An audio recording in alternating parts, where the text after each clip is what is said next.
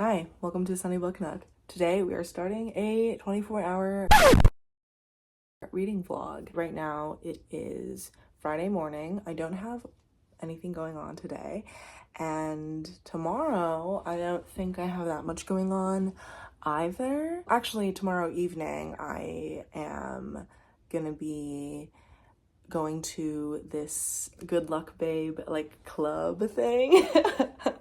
I just wanted to start this because I have been in a bit of like a slump. Not really. I mean, it's just that I keep on starting audiobooks and then not continuing with them because they just don't grab my attention in any real way. I'm looking down on my iPad because I'm also in the middle of reading The Force of Witness Contra Femicide by Rosalinda Fraguso, and this is for Lesbian Feminist Book Club.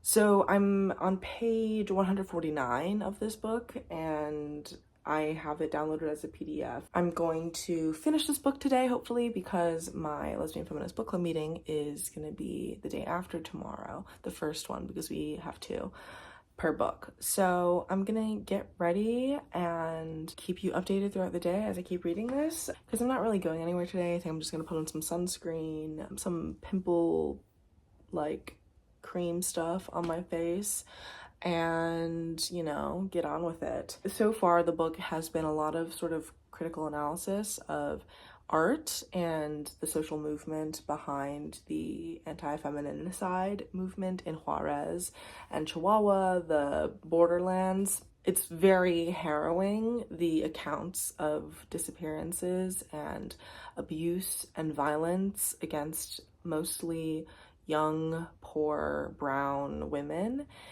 And yeah, it's really heavy, and it's making me want to watch the documentary that this chapter 2, I think, really focuses on, which is Señorita Extraviado, directed by Lourdes Portillo.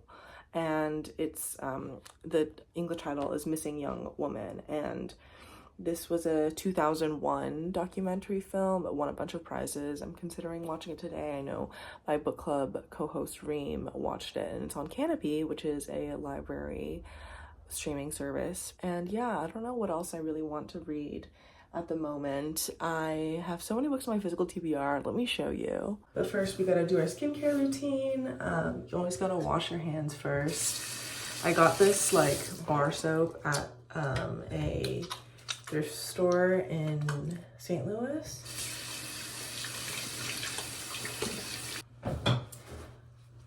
These things, these like basically fuzzy scrunchies for your wrists so that water doesn't run down your forearms when you're washing your face. Actually, like, these were worth it. I know it's like a TikTok shop type thing. I've never bought anything off TikTok shop. In fact, I haven't used TikTok in years, and I've used just like straight up scrunchies before for this purpose, but I think because they're fuzzy, they're better at catching the stuff.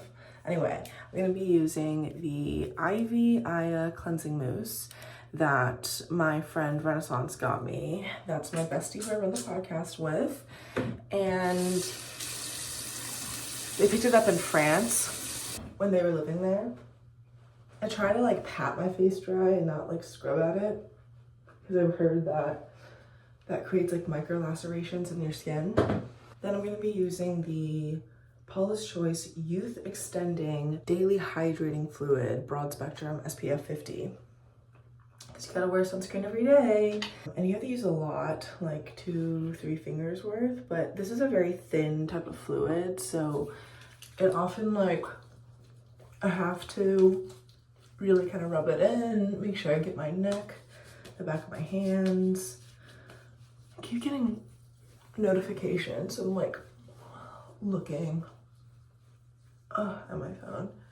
But yeah, and that's basically it. I'm gonna let this like kind of dry and sink in a bit. I have like a fresh breakout here I just noticed, so I'm gonna use the Paula's Choice Clear Daily Skin Clearing Treatment with 5% benzoyl peroxide. Benzoyl peroxide and salicylic acid are the main active ingredients in any like pimple treatment thing. So I've been using this for my breakouts. Okay, I lied. I also, before showing my physical TBR, made some coffee. This is just like the iced bottled shit that you find at the grocery store, added with some Chobani extra creamy oat milk. And along with my daily, basically at this point, coffee, I am also going to be taking my Magic Mind shot. I've talked about this product before, and just, you know, as a reminder, it's a energy shot that's like very clean in the sense that all the ingredients are very clear.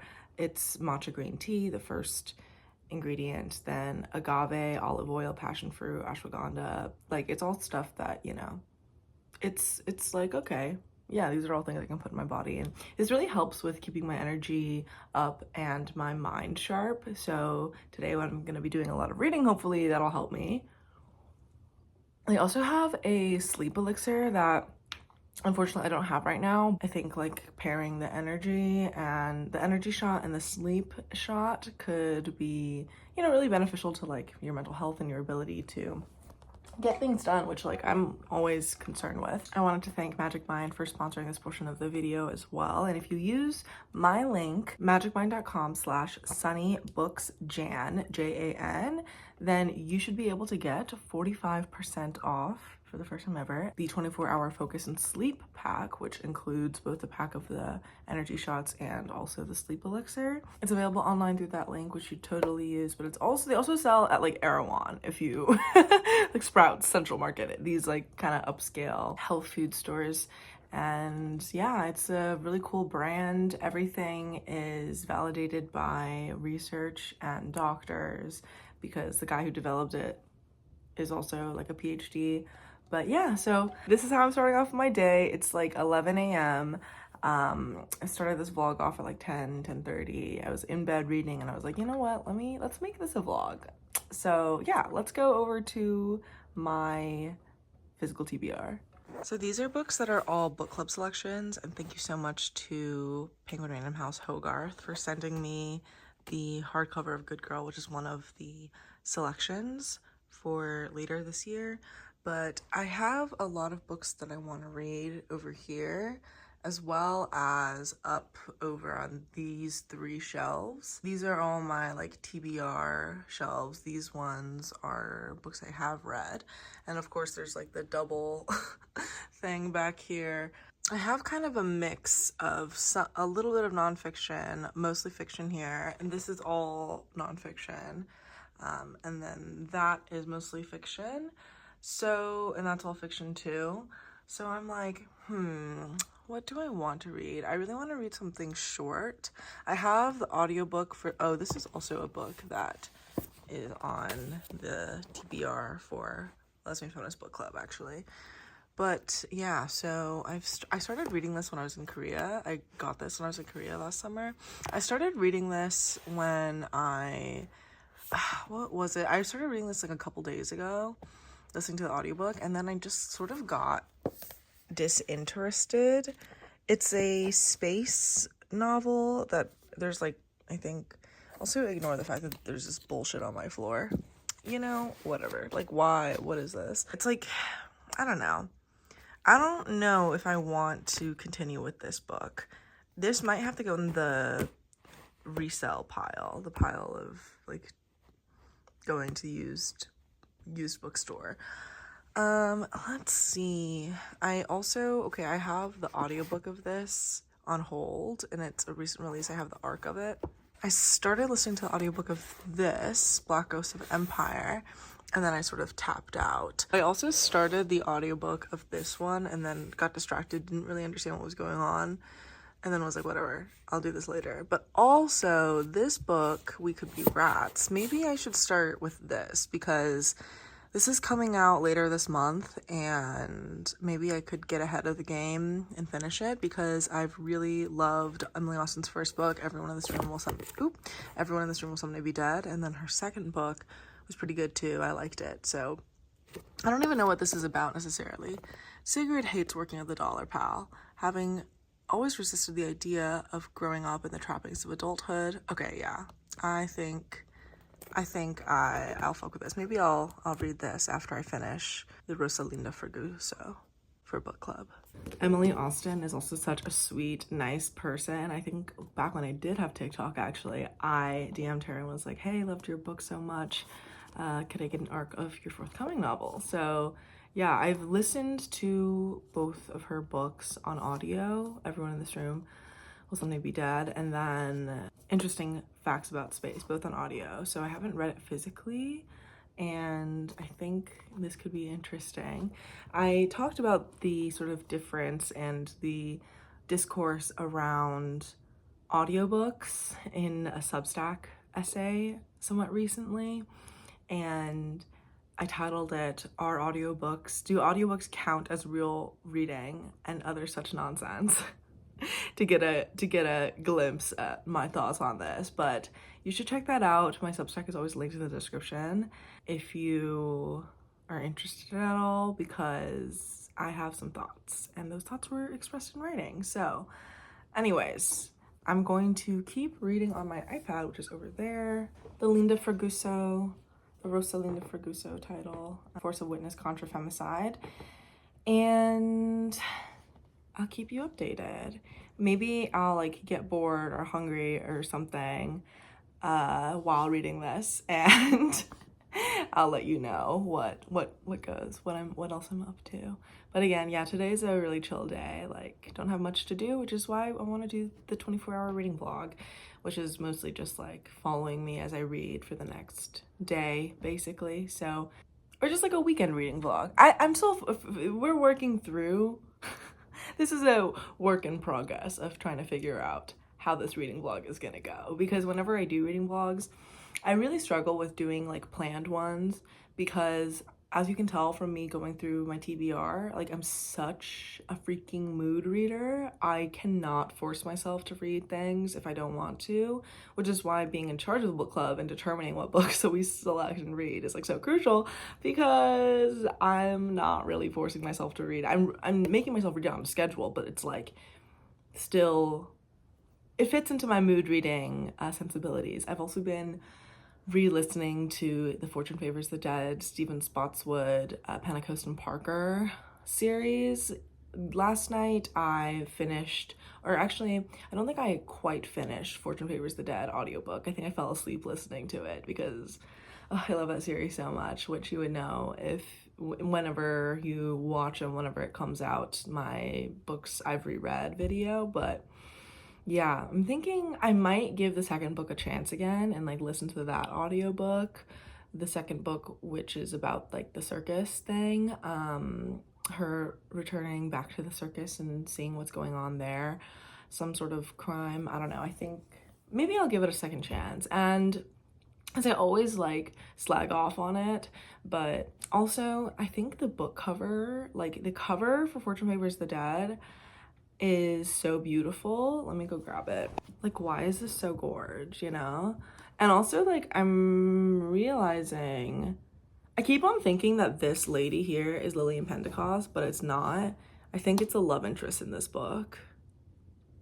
Oops. Anyway, so, but the second book in the series also has a pretty cool cover. I like it. But then the next books in the paperback edition of the series, why? Like, the covers are not good. They don't actually accurately reflect what the book is about. The second book does, but the third and fourth and fifth books, like, what is with the bright colors? And what's the paperback edition cover of this? I hate that.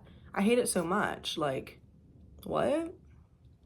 Anyway, that pisses me off. So I also just feel like rereads don't necessarily like count. I mean, I'm just count for me in terms of like, I'm not gonna log it on Goodreads or anything that I'm rereading something.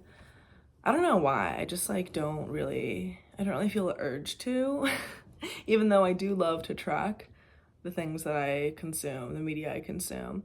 There's that one tweet that's like, y'all would track your poops if there was an app called Pooply or something like that.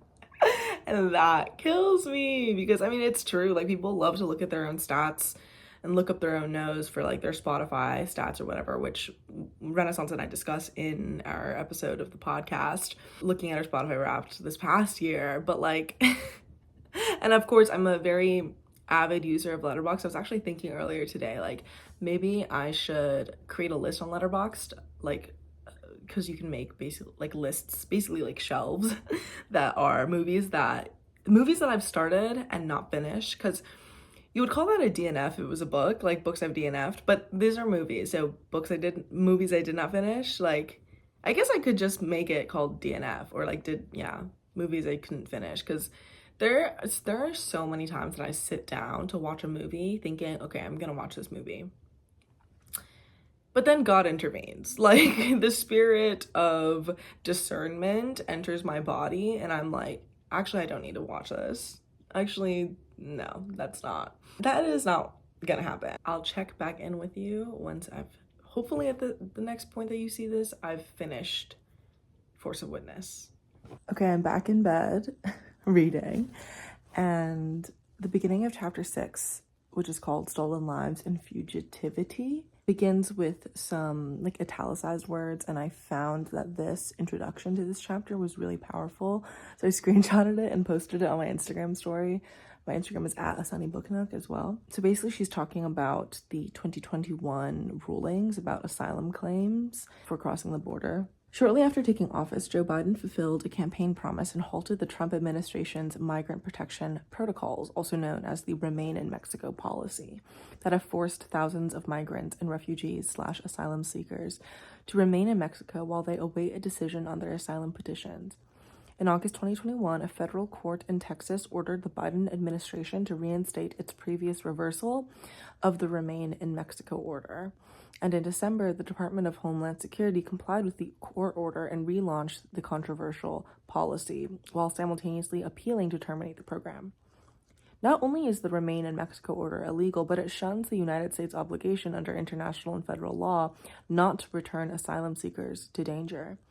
According to #SaveAsylum, the U.S. government's Remain in Mexico policy has further endangered the lives of asylum seekers and migrants. As of February 19, 2021, there were at least 1,544 publicly reported cases of murder, rape, torture, kidnapping, and other violent assaults against asylum seekers and migrants forced to return to Mexico by the Trump administration under this illegal scheme. Among these reported attacks are 341 cases of children returned to Mexico who were kidnapped or nearly kidnapped. Despite its claims of adherence to science and evidence-based assessments, the Biden administration has also left in place an inhumane and illegal policy that excludes all asylum seekers entirely based on public health reasons. In October 2021, former Yale Law School Dean Harold Hongju Ko, the U.S. State Department's top legal expert, resigned from the department because the Biden administration has yet to rescind Trump's Title 42 expulsion policy that uses bogus and unscientific public health claims about the pandemic to block and expel asylum-seeking people who are already in the United States. In light of the continual vulnerability of refugees and asylum seekers, fugitivity remains key to the speculative futurity of the witness/survivor of feminicidal violence. And then No Violet Bulawayo, who wrote, Glory, who wrote Glory. I've also met her. She's a really cool, lovely lady. In her book, We Need New Names, there's this included quote in this chapter that says, "Look at them leaving in drones, the children of the land. Just look at them leaving in droves. Those with nothing are crossing borders. Those with strength are crossing borders. Those with ambitions are crossing borders. Those with hopes are crossing borders. Those with loss are crossing borders. Those in pain are crossing borders. Moving, running, emigrating, going, deserting, walking, quitting, flying, fleeing. To all over, to other countries near and far, to countries unheard of, to countries whose names you cannot pronounce. They are leaving in droves." And then the rest of the chapter, she talks about Noam Chomsky. So in a lot of academic texts, there's a lot of like quoting and referencing both secondary and primary sources, which is of course really needed in constructing an argument. But this book also includes a lot of sort of journalistic writing, because Rosalinda Fragoso, I'm definitely not pronouncing her name right, but I'm sorry, I have like a dumb American accent.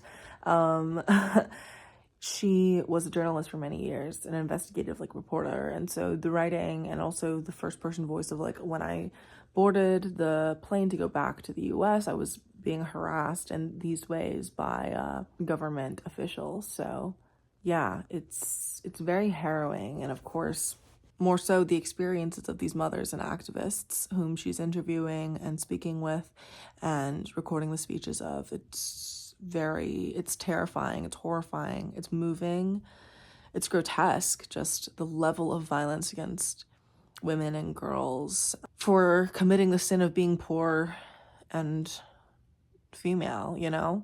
It's tragic, but I'm gonna keep reading. In bed, just finished. Girl, what are you saying? The Force of Witness.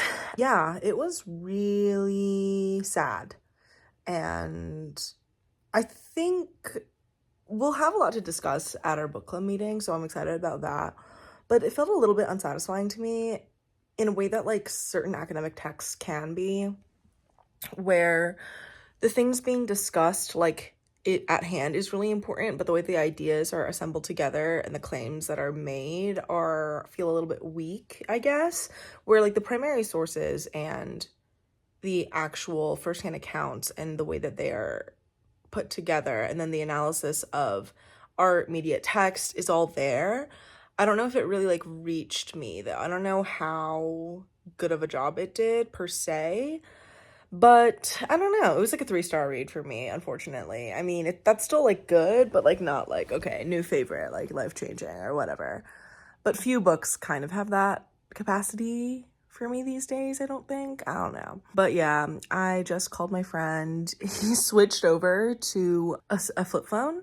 And so like my texts and stuff to him like don't send through. And I just got an email from his Substack, which if you listen to our Brat review episode on the podcast, we linked his Substack in our description because we mention it in it. But he has started like a newsletter thing, and he has such an interesting, eclectic, really curated, smart taste. So yeah, I'm gonna ask him if it's okay for me to link his newsletter in this description, because it's really cool. So proud of my friends. And then I was also talking to my friend just now who got a scholarship offer for medical school, and I'm just so proud of them because we've been friends for so long now, like since like 2021 probably.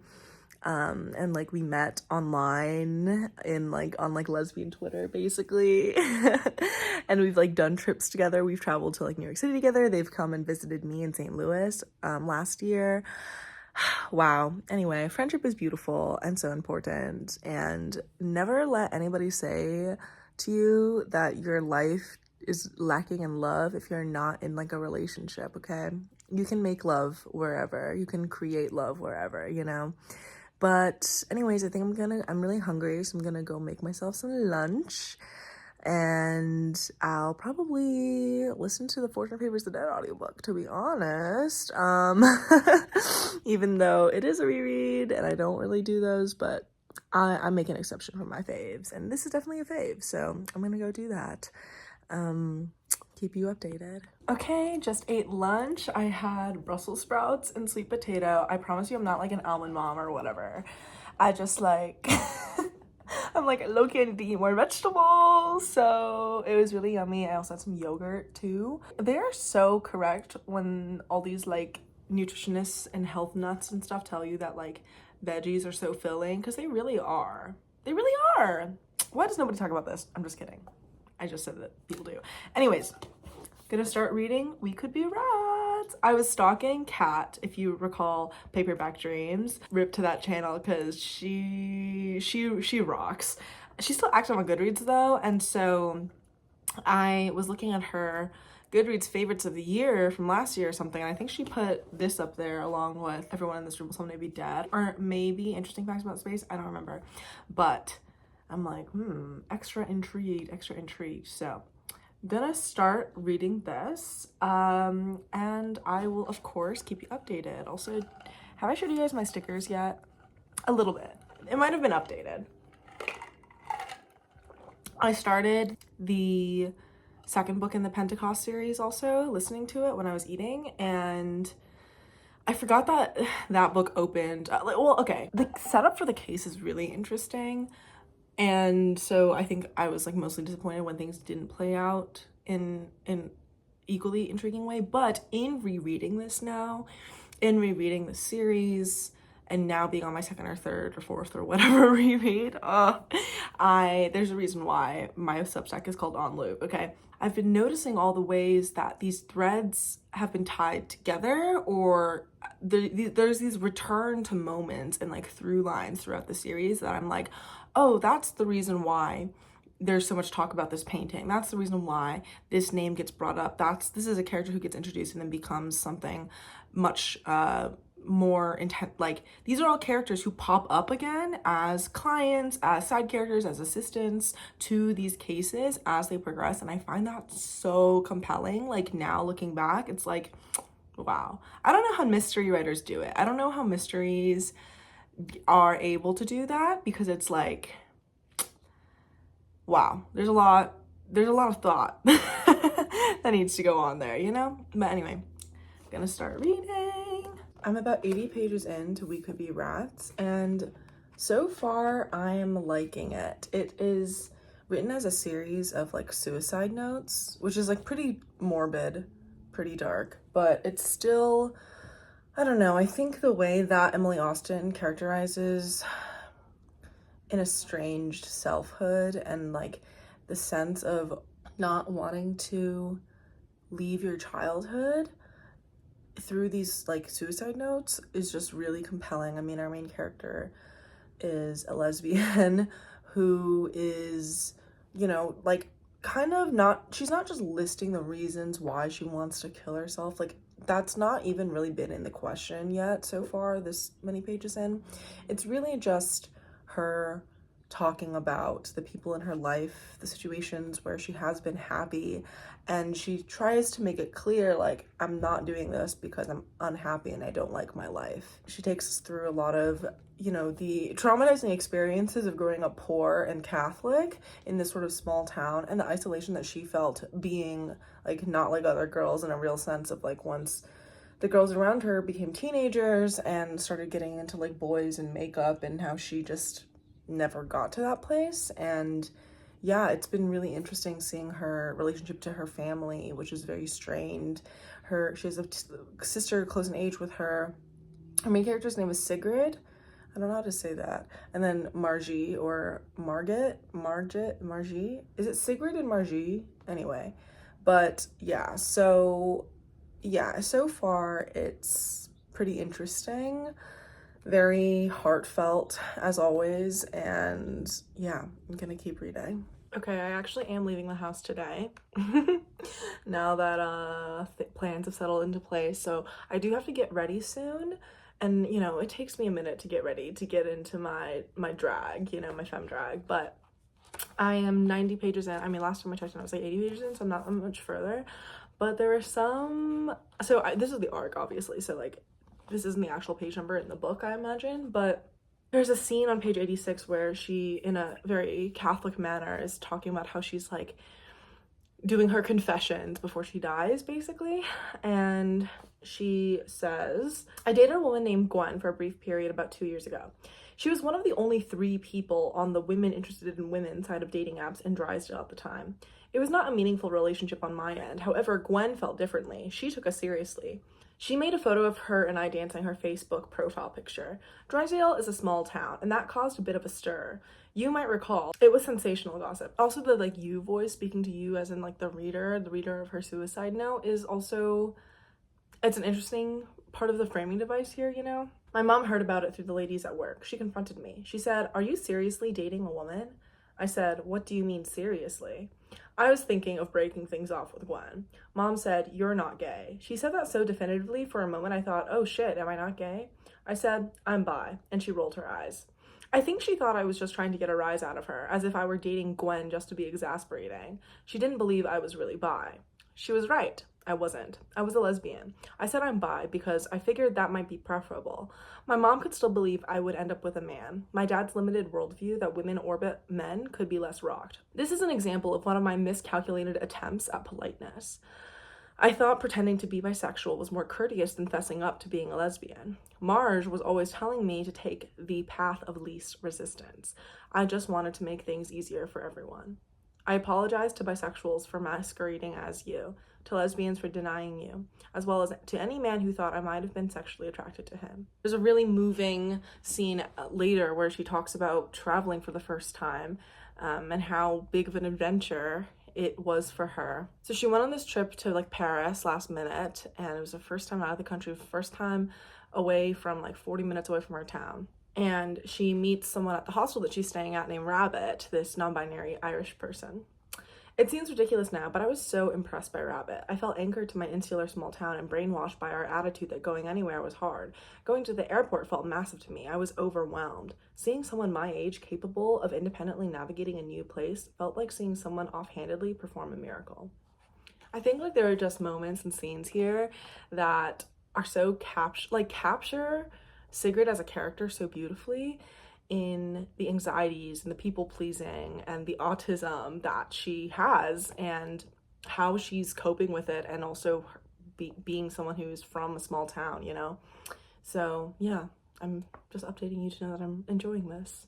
I'm leaving in like 20-30 minutes, so I just wanted to give you some thoughts on We Could Be Rats again. So the you in question, I'm looking at my mirror right over here. I got these overalls from Lucy and Yak because one of my old booktube friends who also like paperback dreams, Kat, has since left booktube. She sent me a gift card for my birthday a few years ago, which was so sweet of her. Hi Steph, if you're watching. But yeah, putting on my makeup, gotta do my hair, I don't have much time. So in We Could Be Rats, like, she's talking to her sister, because part of what she says towards the beginning of the letters, and each chapter is titled like the attempt numbers, like attempt number 17. And by attempt, she doesn't mean like the actual attempt of the suicide. Nothing about like her exact plans for how she wants to go about killing herself like has been brought up yet. Where I'm on page like 100 something, maybe like 110 or something. And yeah, so there's no details in that sense, but she's just really giving us a lay of the land in terms of her life and the ways that she's become estranged from so many people. And yeah, it's very touching. It's super heartfelt. It's very sad, of course. And she talks about like her big imagination and how, you know, she dropped out of high school. She works at like a dollar store now. And she had this like relationship with this unemployed goth kind of anarchist girl, many such cases. And yeah, like it's cute. It's cute, it's sad, heartwarming. The way that she like corrects herself constantly. She's like, oh, I don't know why. And then like 4 chapters later, she's like, I know why. Here's why. I'm not being honest with you. And also her like relationship to lying, and also the fact that like it's written from her perspective. It's written from like, and this is why I'm killing myself and this is who I'm speaking to. Don't be sad that I'm gone, like blah blah blah. Part of that is that she is like, she prefaces things with like being like, I'm not a good writer. So like my sister was always the person who wrote like my assignments for me in school, and also just was that person for me, someone who like helped me with my assignments and got really fed up with me not doing it correctly, so she would just do it herself. And yeah, and like I don't know, it's a lot so far, but I'm like about halfway through now, and I'm excited to see where it goes, because I feel like the story could go a couple of different ways in terms of how our author wants to end it or wrap it up or anything, where it's like, are we gonna find out that, you know, Sigrid has actually killed herself by the end of the story? Or like, is Marge, her sister, ever gonna read any of these notes? Because in a lot of the writing, like, she's like, I'm not a good writer, Marge, once you read this, like, can you edit this for me? So it is quite, yeah, it's like sad, and I want to know what happens. But tonight, okay, this is what I'm gonna be doing. Currently I'm doing my makeup, but I'm using should I tell you what products I've been using? Same shit as always. Amazonian Clay 16-hour full coverage foundation from Tarte in the shade medium sand. And then this Merit Beauty, like, cream concealer in this shade Sandstone. My friend gave it to me because the shade didn't work for her. And it's, like, okay. It's not that, like, it's not that full coverage, as you can see. It's so annoying doing, like, loose powders like this, but they always look, I feel like they look pretty good. And I heard that they, discontinued this, like, formula of the Givenchy powder, so that's unfortunate. I mean, it is pretty good. Like, it's not irreplaceable, I don't think. I kind of want to, once I run out of this, I kind of want to try the Huda Beauty powder. But, like, yeah, makes your skin look, I hope the lighting isn't too shit, but because I'm sitting also right in front of, like, a lamp. I tonight am going to my friend's dance performance. She is a MFA student in dance, and which is very cool. I've only met her recently, but it'll be really fun. It'll be exciting. I love live performances. I love dance as an art form.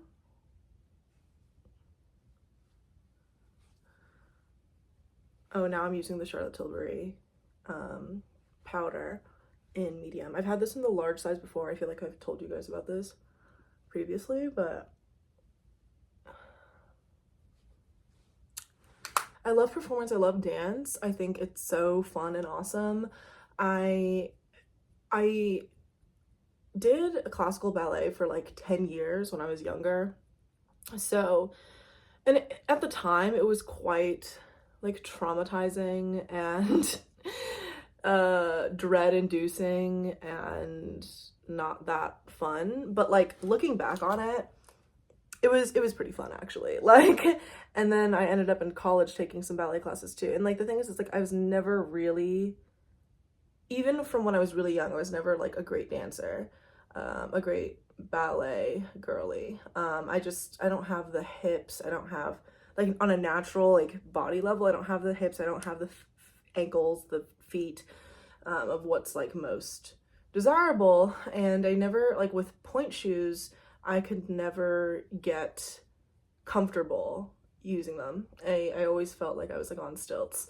But yeah, I had really intensive training.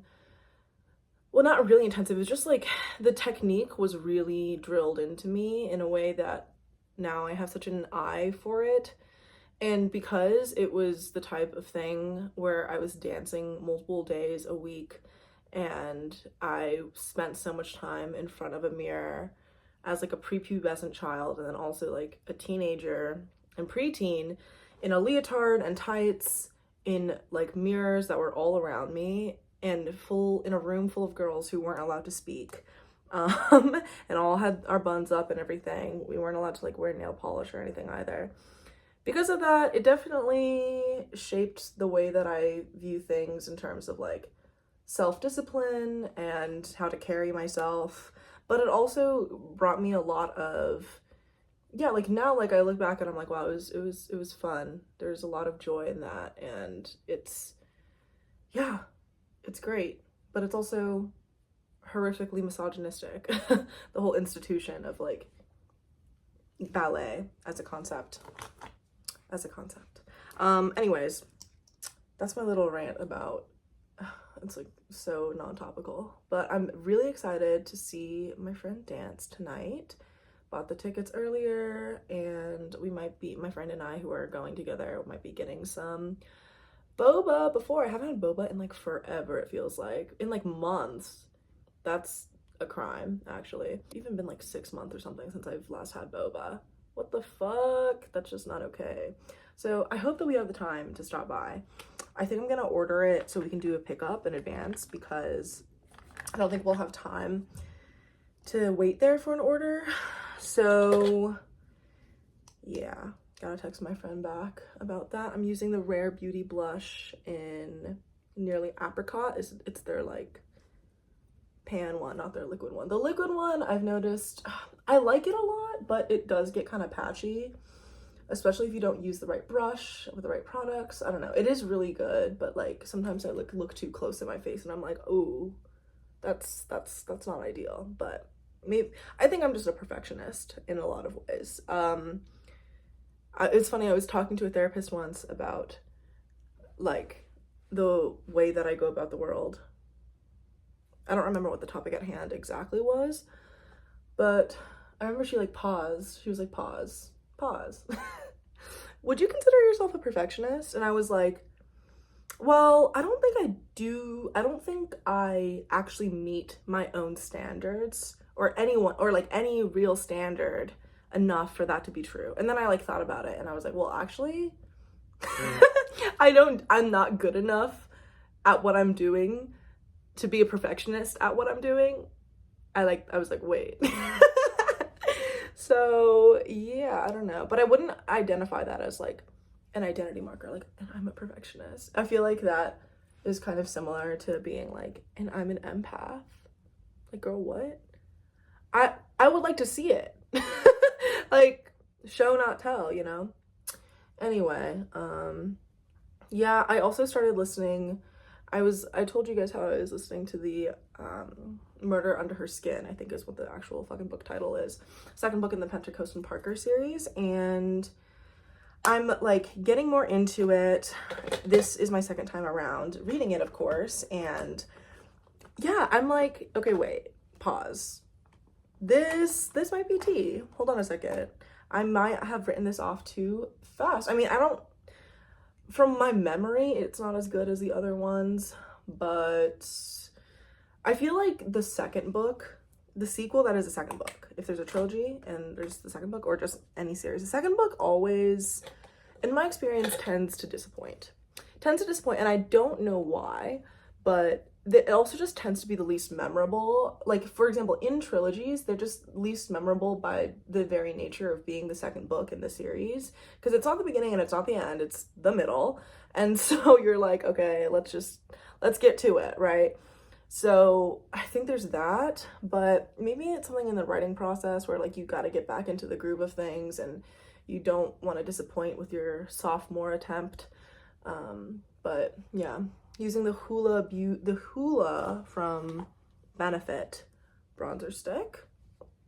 Okay, we're slaying and we're eating. And I think for I don't know what I want to do for my eyes. I don't really have much time, and I do have to curl my hair. Well, no one has to do any of these things, but like I think it would be fun to curl my hair. So what time is it? Okay, I have like 10 minutes. Yeah, let's just curl our hair. I already put oil in it, so that should work as a heat protectant. I'm using this curling iron that I've spoken about before. And yeah, oh, the way I curl my hair is pretty simple, actually. I don't really separate it into that many parts. I'm not that exact about it. I just kind of make sure that my hair is somewhat flat around the curling iron and hold it there for like 7 seconds about. To Mississippi. And then I'll just hold the curl like this and let it cool down. And I always curl away from my face. I probably part this hair into like 4 sections, probably. I'm not that exact about it, and I'm just, I don't know, I can't be asked. But yeah, I'm really excited for, sometimes that happens where like it just like pops off the handle.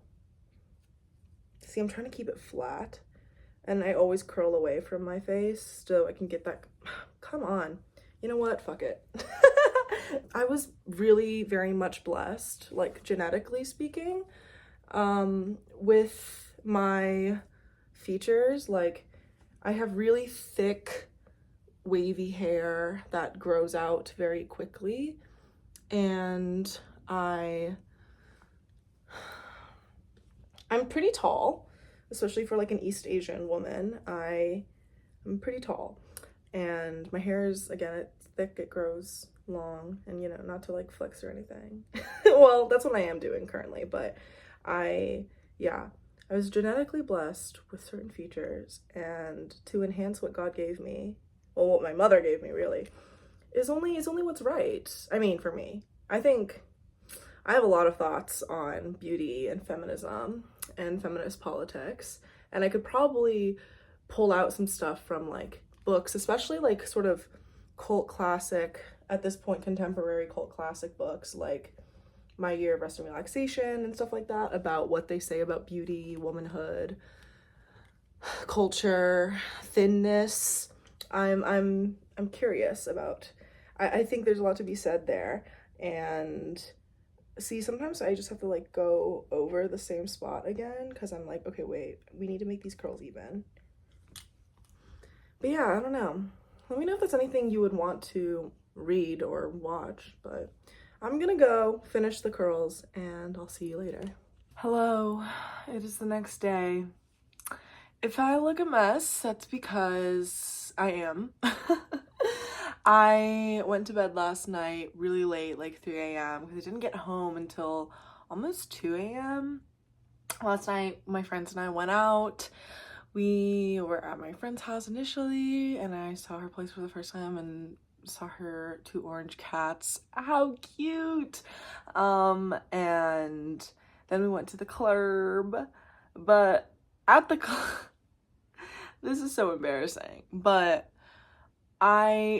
we got to the club and like within the first hour of us being there was very few people there, honestly, but I got like super sick. Like I went to the bathroom and like projectile vomited. It was so bad. And so we had to go home like within an hour of me getting there. And it was so sad because like I was wearing my friend's outfit, like my friend's clothes, and it looked so cute. Ugh. But alas, we try again tonight because tonight we are going out again and it'll be better this time. Anyways, that's what I was up to. I fell asleep listening to Murder Under Her Skin, actually, and I've been falling asleep listening to audiobooks these past few days.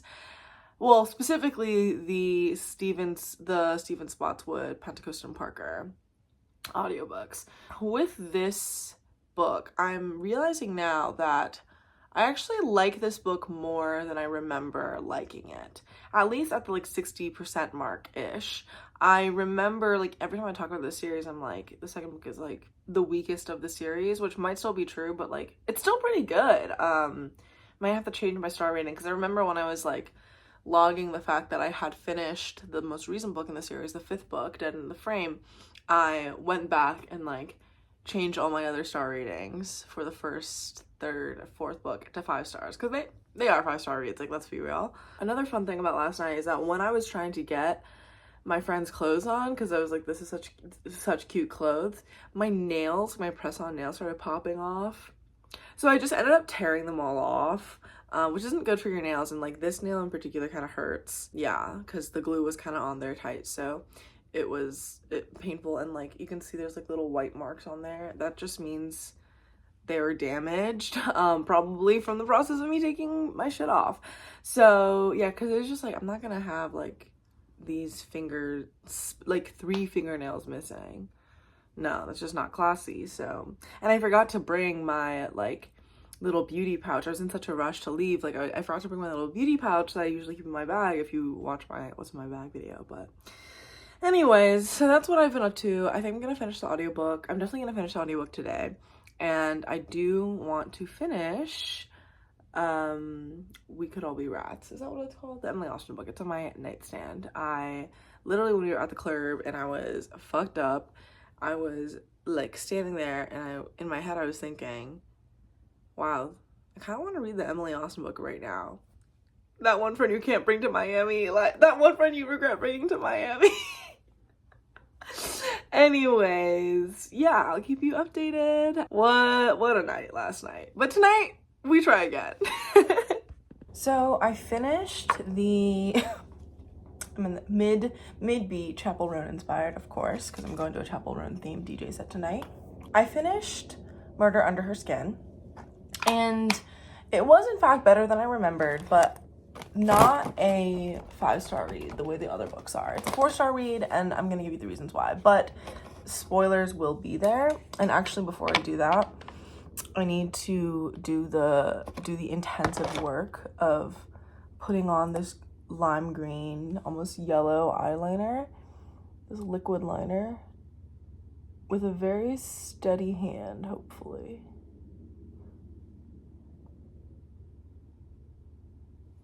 It's so hard to get the lines to like match in thickness.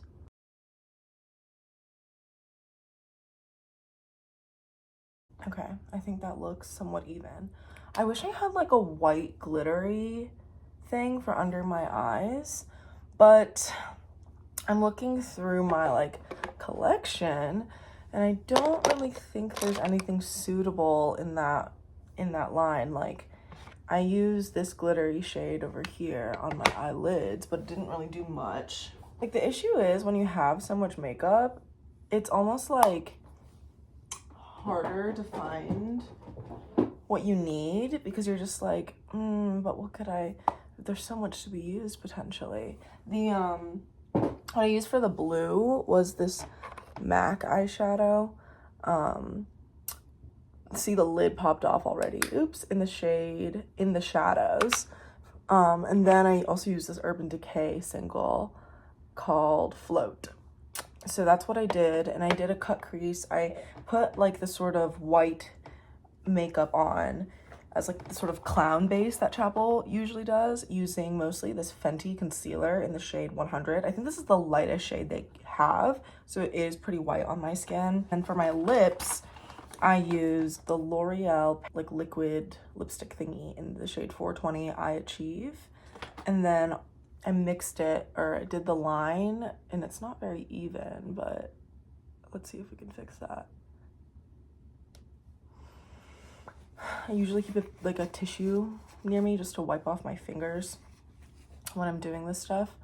In the shade, this is a Sephora liquid cream lip stain in the shade 54 for the lips. But so in Fortune Favors the Dead, the first book, she does get involved with one of the suspects. It turns out that the suspect was the killer. Like, the person that she got involved with, who was a suspect, was the killer.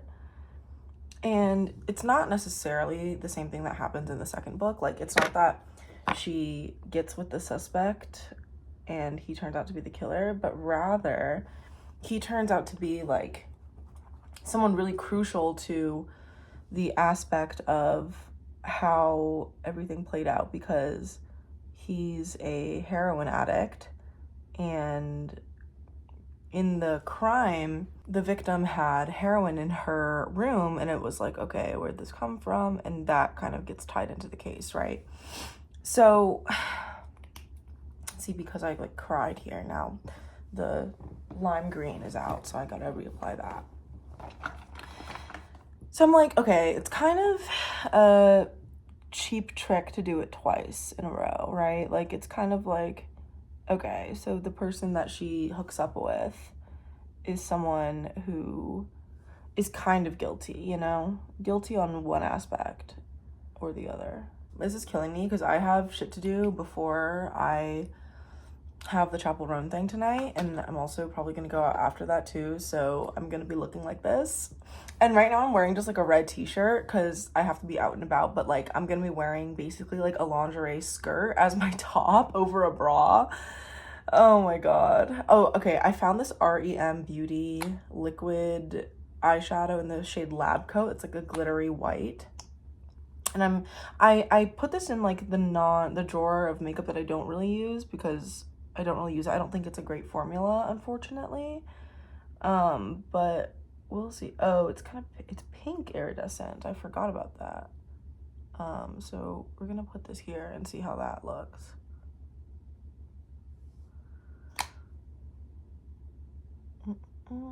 See, I don't like this formula because it's way too like liquidy, in my opinion. Let's see if it'll like dry down in a fashion that won't get all over like my face, you know? Gosh. I'd already powdered my face, but then I ended up like putting more white ass makeup on top so that it could look even more white. So maybe I should powder again, but I don't know. I think we're serving. Like, I think this is tint. Running really low on the setting spray that I use. That's like an actual like lock-in setting spray.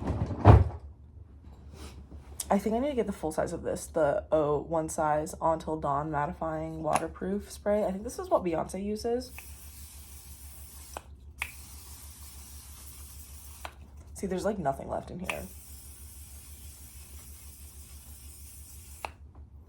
If I do another empties video, this is definitely gonna go into that because I low-key I need more. But this is the look. Now I gotta do the hair. But oh wait, I forgot. I gotta reapply the mascara. But yeah, I was like, it's kind of a cheap trick to do twice, and I don't know if I really fuck with that. I think like you gotta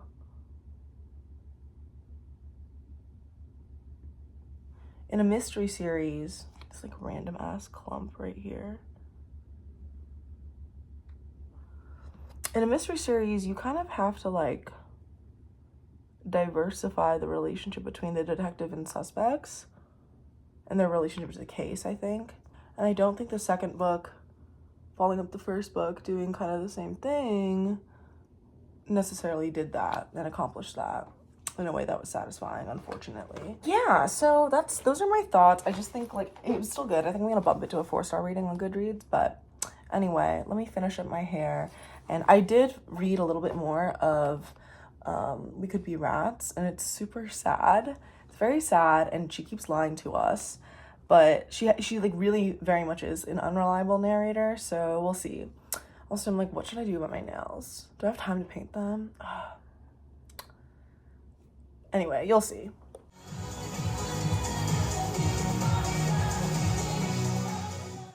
Okay, it's the next morning, it's the next day.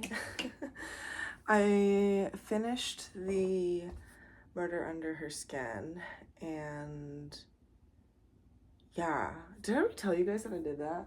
Anyways, I just like got the urge to re-listen to the most recent audiobook in the series again. I really need to read something different, but anyways, today I am going to finish We Could Be Rats by Emily Austen. It's gonna happen. I'm gonna bring it with me. I have to be out and about today, so. But last night was really fun. This is like gonna be like my hangover cure shot as well. Although I'm actually not hungover because I didn't really drink that much last night to kind of make up for the night before. Balance shit out. So I'm gonna do my makeup. Last night was really fun. It was a Chapel Roan inspired DJ night, and I got shouted out by the DJ. I kept on requesting songs, and I think the DJ said like, this one goes out to the girl dressed in the dressed like the My Kink Is Karma video. But I was like, wait, is that me? Because like there are a lot of bitches here dressed like My Kink Is Karma, but I guess I was giving the most tea.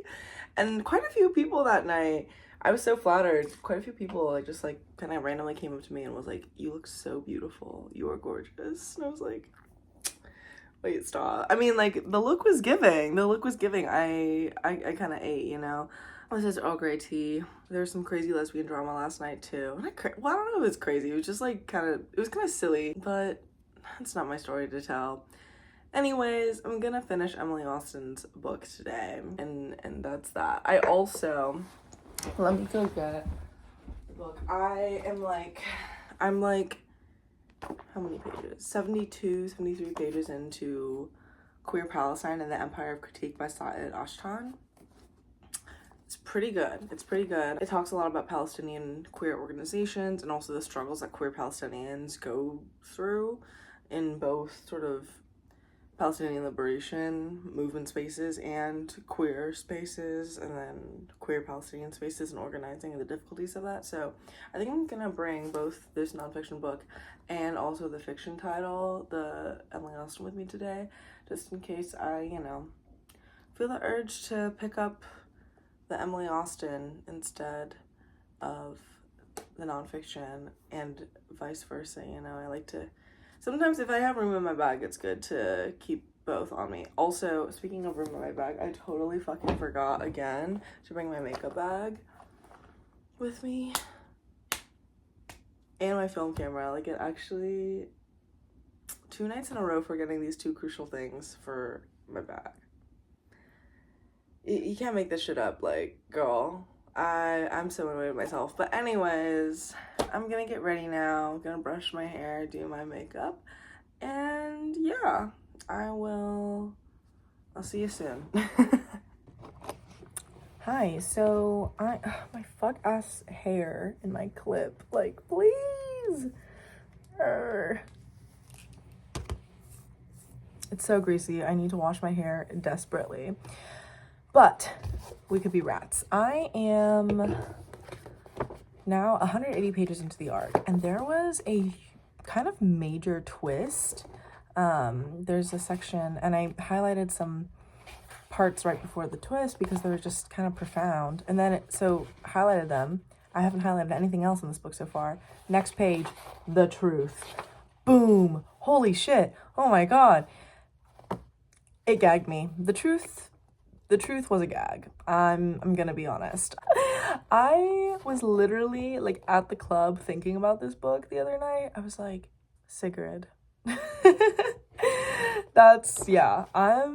I'm very compelled, very much so. I'm almost done. I didn't read any of the nonfiction book today though, so this is turning into a full-on like a weekend vlog. I'm about to get on the book club call for The Force of Witness, Contra Femicide, and yeah, but I need to clean my fucking room. It is a fucking mess.